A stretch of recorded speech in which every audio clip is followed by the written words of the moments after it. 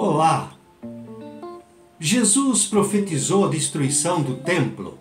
Está lá em Lucas capítulo 21, versículos 5 e 6. Diz o texto: alguns dos seus discípulos estavam comentando como o templo era adornado com lindas pedras e dádivas dedicadas a Deus. Mas Jesus disse: disso que vocês estão vendo, dias virão em que não ficará pedra sobre pedra, serão todas derrubadas. Jesus conhecia o templo desde menino. Ele o frequentava com sua família. Portanto, lhe era familiar. Agora, no fim do seu ministério, logo após ele expulsar os cambistas e os negociantes do pátio, enquanto eles se encontravam no Hieron, ou seja, num lugar destinado exclusivamente para homens judeus que chegavam ao templo para trazer as suas ofertas, o seu sacrifício e fazer a sua adoração.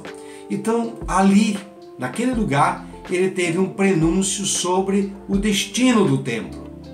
À sua volta, naquele instante, e em meio à reconstrução, estavam espalhadas os grandes blocos de mármore branco, espelhando o sol de uma maneira magnífica. E algumas daquelas pedras chegavam a medir 12 metros de comprimento, de cor branca e também de cor esverdeada.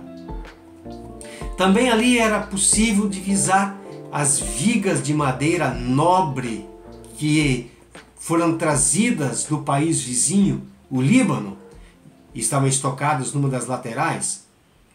Ao invés de deter-se na beleza do local, Jesus teve um presságio dele e disse para os seus discípulos: vocês estão vendo tudo isso? Pois eu afirmo a vocês que isto é verdade. Aqui não ficará uma pedra em cima da outra.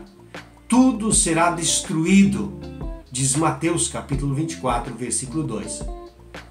A profecia se cumpriu com a devastação da cidade de Jerusalém, motivada, infelizmente, por uma revolta interna que no ano 66 depois de Cristo, alimentada pelo ódio e pela ambição de 3 homens, Eleazar, filho de Simão, Simão, filho de Giora, e João. Eleazar tomou o templo e fez dele a sua fortaleza. Simão passou a controlar a cidade alta e partes da cidade baixa. E João, por sua vez, encontrava-se entre os dois.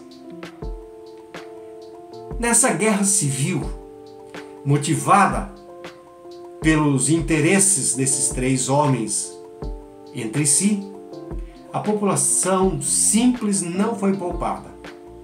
Casas foram incendiadas, mantimentos queimados e inocentes mortos sem clemência. E por causa dessa perturbação interna, o general Tito chegou com as milícias romanas para pacificar a cidade.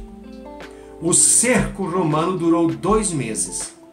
E depois da recusa de vários pedidos de rendição, as legiões entraram à força. O general Tito ordenou que seus soldados preservassem o templo. Entretanto, mesmo sob ameaças de executar quem desobedecesse à ordem, as tropas o incendiaram. Uma vez controlada por Tito, Jerusalém foi minuciosamente revistada e saqueada, incluindo os objetos do templo que foram encontrados nos subterrâneos escondidos. Partes desses despojos serviriam como pagamento das legiões e outra, claro, foi enviada a César em Roma como tributo e despojo de guerra.